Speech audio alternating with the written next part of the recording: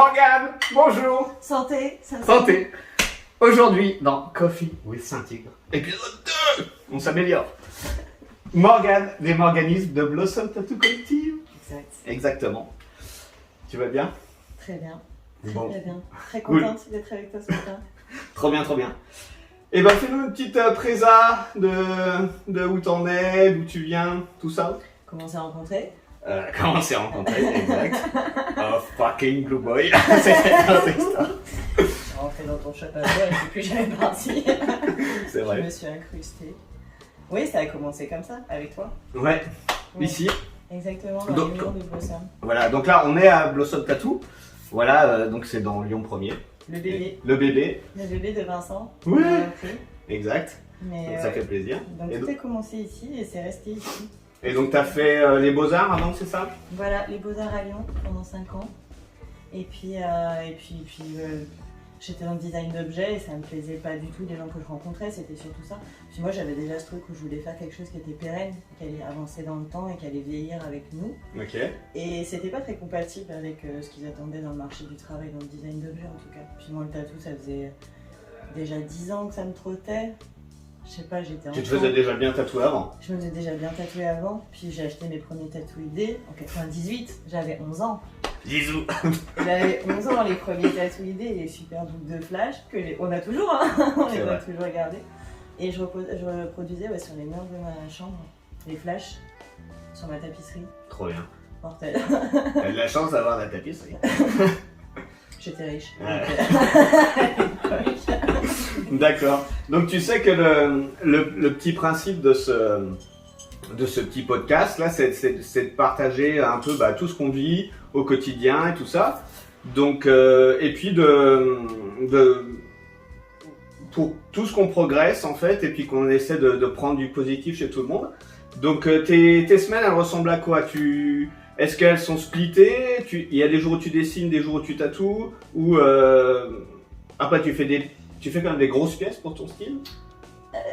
de plus en plus. Ouais. Mais c'est entrecroisé. Après, je sais que non, je calme mes semaines plus par rapport aux gens, les disponibilités des gens. Ok. Parce qu'il y a quand même ce côté hyper artisanal où je pose pas des dates aux gens. Enfin, c'est vraiment un accord mutuel. Il faut qu'on trouve une date et tout ça. Donc c'est plus ça qui joue sur le fait. Après, non, je fais pas des énormes pièces. Donc j'arrive à dessiner le soir pour le lendemain. Ok. Toujours ça. Ok. Je dessine rarement une semaine ou 3 jours à l'avance. Par contre, j'y pense. Tu vois, Ok. je le vois dans ma semaine, tout ce que je vais avoir. Donc j'y pense, je le digère en fait, on va dire Ok. un peu. J'imagine dans ma tête plusieurs compositions possibles, mais par contre, le dessin, il se fait que le soir, la veille du tatou. En fait. Ok. Et du coup, les gens aujourd'hui, ils prennent rendez-vous par mail, par Instagram. Ouais, Instagram, ça nous a amené une visibilité.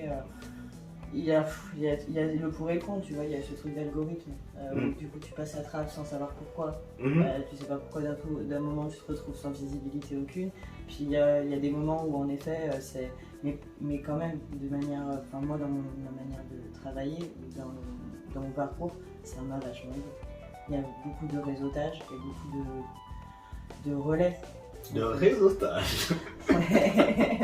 De réseautage et de relais. Mais c'est vrai, hein, si tu vas travailler avec des gens qui ont une grosse visibilité, bah forcément ça t'amène un autre vivier de clientèle. Et il faut pas se mentir, Instagram c'est un super support.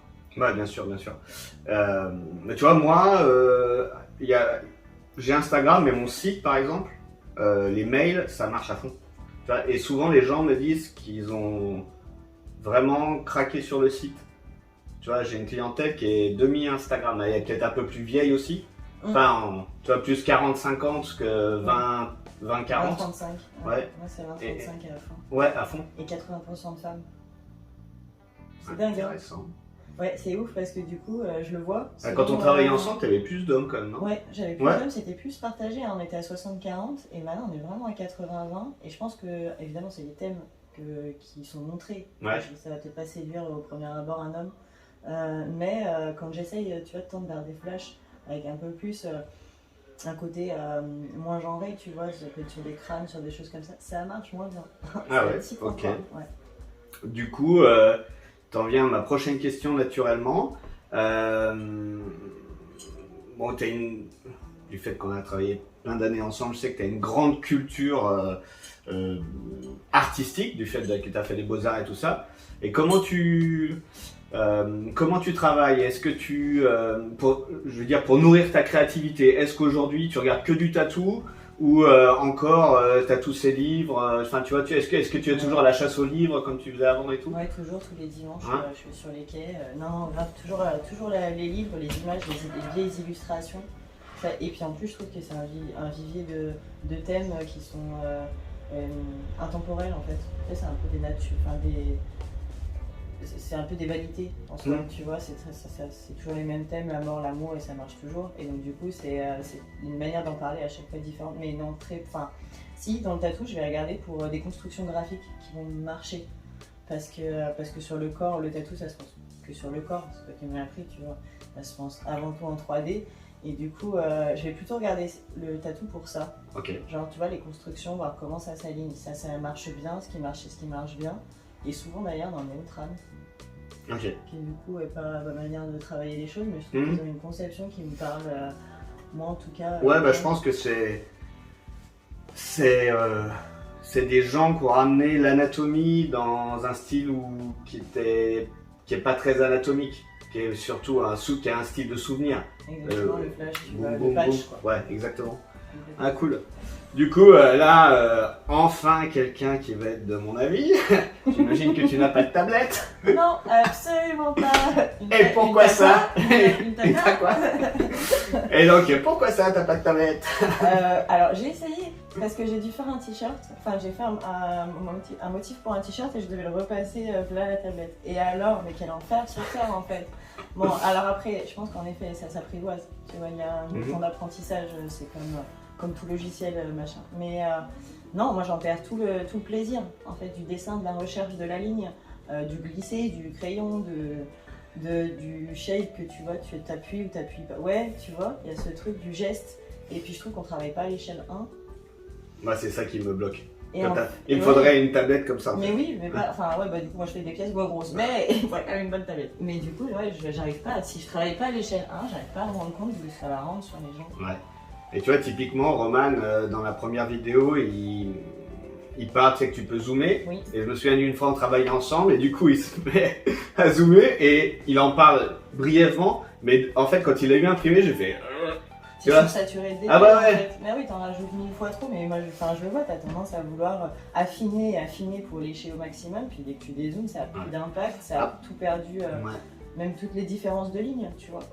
Après, je pense que là-dessus, on se retrouve aussi. Je trouve qu'il y a, tu sais, dans le dessin, il faut s'arrêter.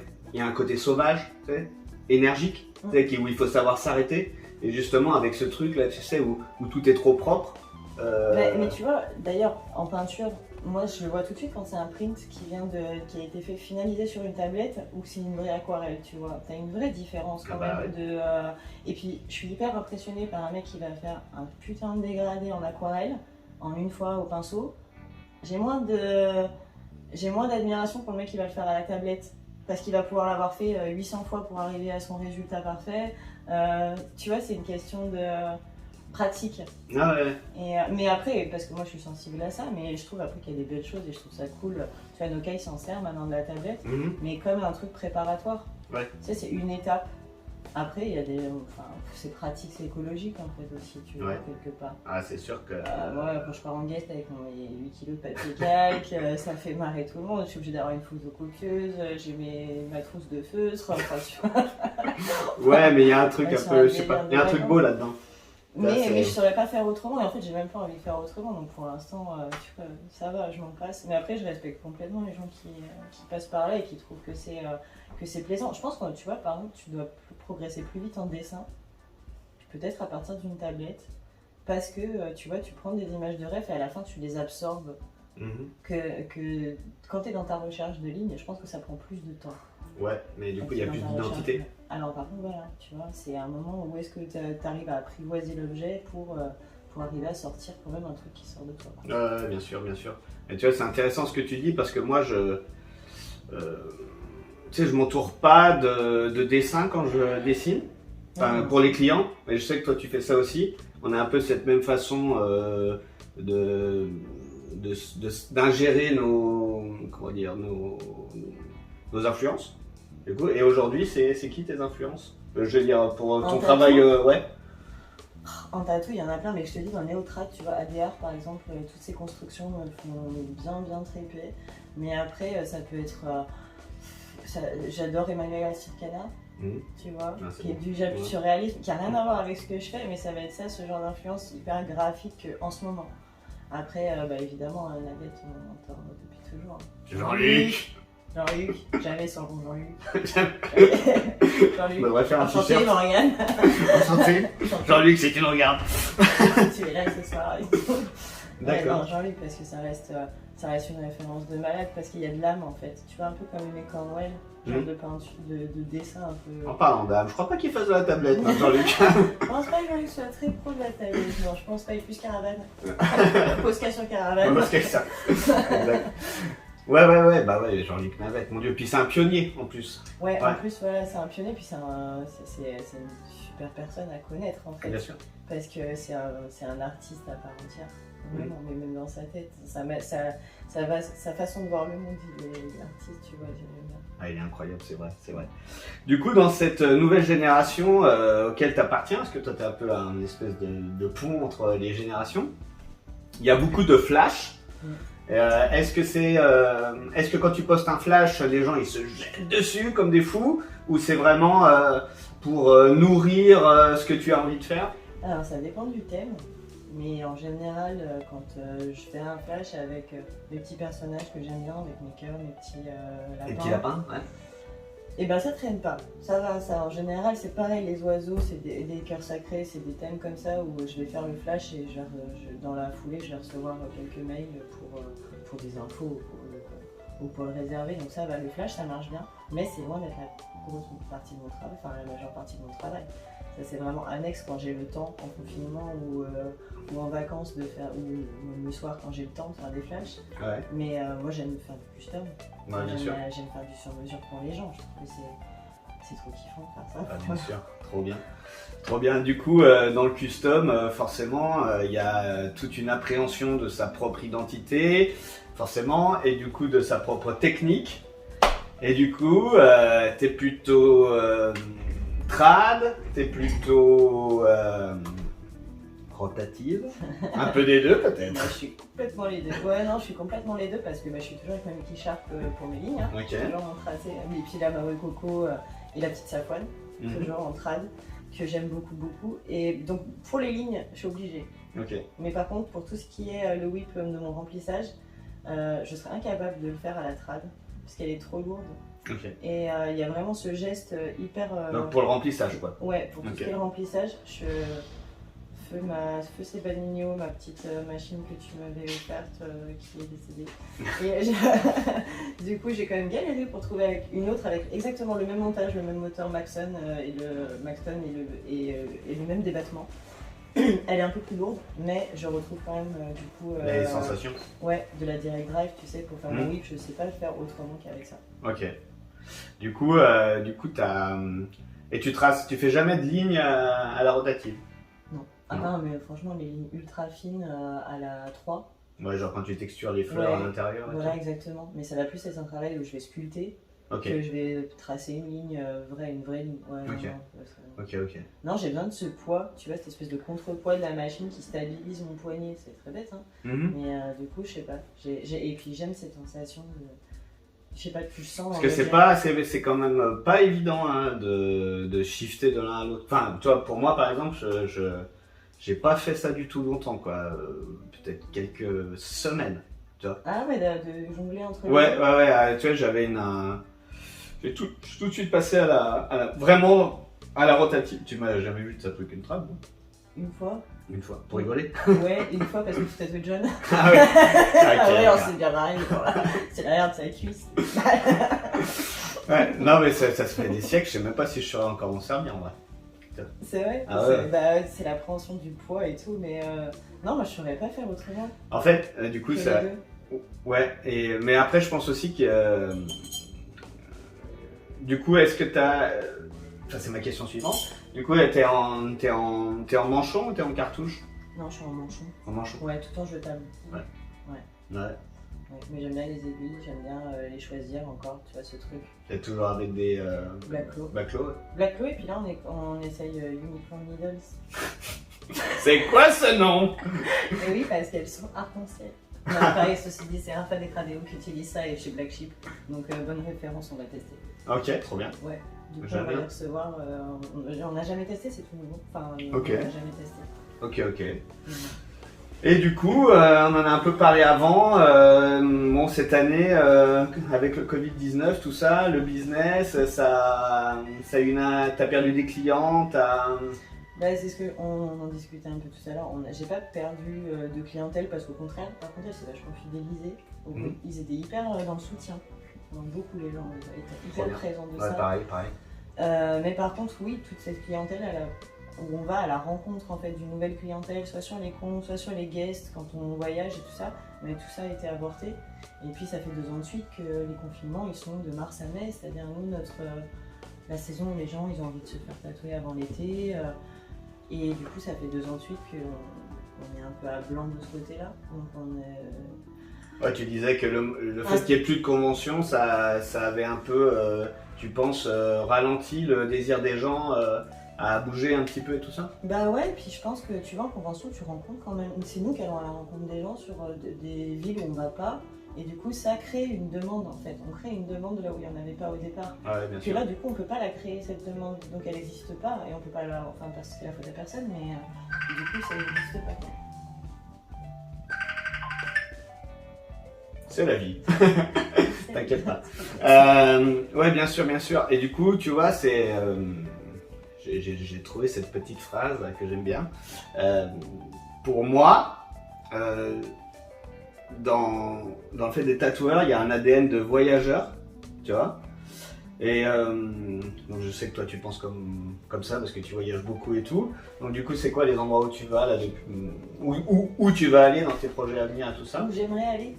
J'aimerais bien justement aller un peu plus en Europe dès qu'on pourra. L'Espagne, ça me dirait bien qu'on puisse aller en Autriche, ce serait cool. Après, moi je connais pas trop les pays nordiques, tu vois, je connais pas encore des gens sur place. Tu vois, c'est ça qui est bon dans les conventions. C'est que normalement on rencontre aussi des tatoueurs de partout dans le monde avec qui on s'entend très bien, avec qui on a de l'admiration ou voilà, avec qui ça passe bien, et ensuite on les rencontre et si c'est match, on va bosser chez les uns chez les autres. Là, ça a été un peu plus. Par Instagram en fait, tu sais, tu rencontres les gens mais virtuellement, et puis après tu te dis ah oui ce serait pas mal qu'on aille se voir, etc. Mais pour l'instant ça se fait pas encore trop. Mais bon, ouais voilà, plus un tour d'Europe dès que ce sera possible. D'accord. Et là, ce qui est booké, tu vas faire quoi? Belgique, je repars début juillet, et puis Paris tous les mois. Ouais.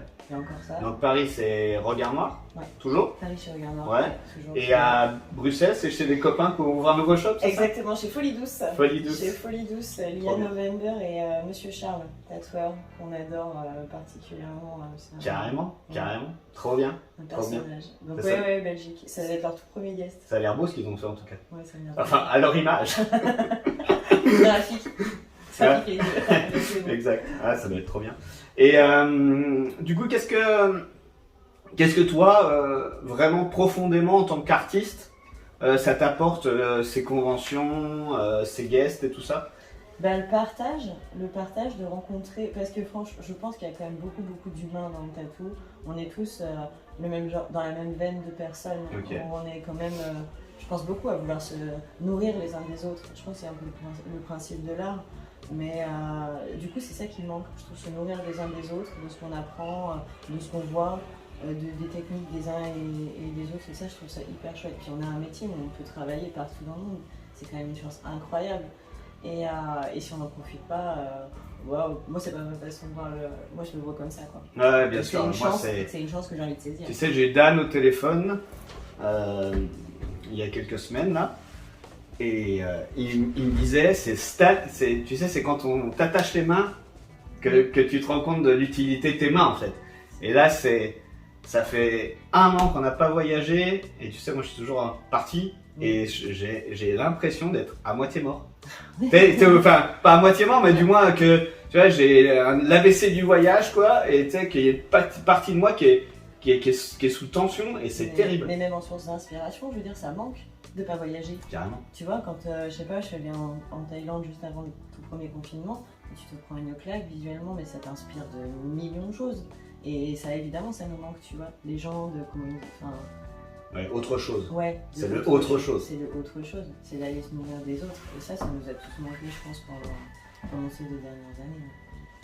Ouais, je suis bien d'accord. Du coup, j'ai une question supplémentaire pour les Un bonus. girls. Pour les girls.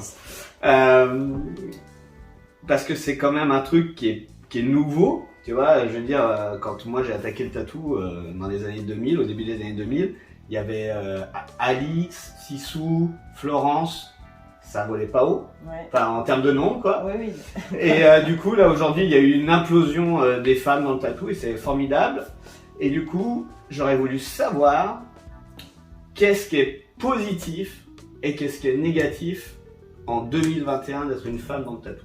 Ou est-ce que toi tu vois aucune différence Moi, j'en fais pas en fait. Je laisse pas de la place à la différence. J'adore travailler. Tu vois, je travaille avec 4 garçons ici. Je travaille à Paris, c'est quasiment que féminin.